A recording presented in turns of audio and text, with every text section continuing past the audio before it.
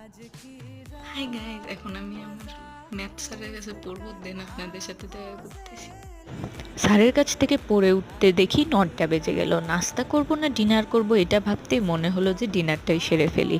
তখন ভাবলাম যে আজকে যেহেতু একটা জিনিস বাসায় ভুনা অলরেডি করা আছে, ওটাকে একটু স্পাইস আপ করে গরম ভাত দিয়ে খাওয়া যায়। তো আমি একটু গরম তেলের মধ্যে অল্প একটু পেঁয়াজ নিয়েছি, যেহেতু ওটা অলরেডি ভুনা করা আছে। লবণ, মরিচ, হলুদ যাবতীয় মশলাগুলো আমি এর মধ্যে দিয়ে ভালো মতো কষিয়ে নিয়েছি। দেন এর মধ্যে আমি দ্যাট আইটেম যেটা ভুনা করা ছিল আমি এর মধ্যে অ্যাড করে দিয়েছি। এখন আপনারা গেস করবেন যে এই জিনিসটা কী এবং আমাকে কমেন্টে জানাবেন।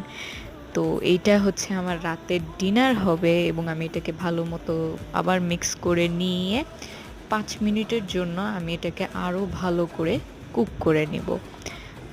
সো এই হচ্ছে আমার রাতের খাবার। গরম গরম ভাত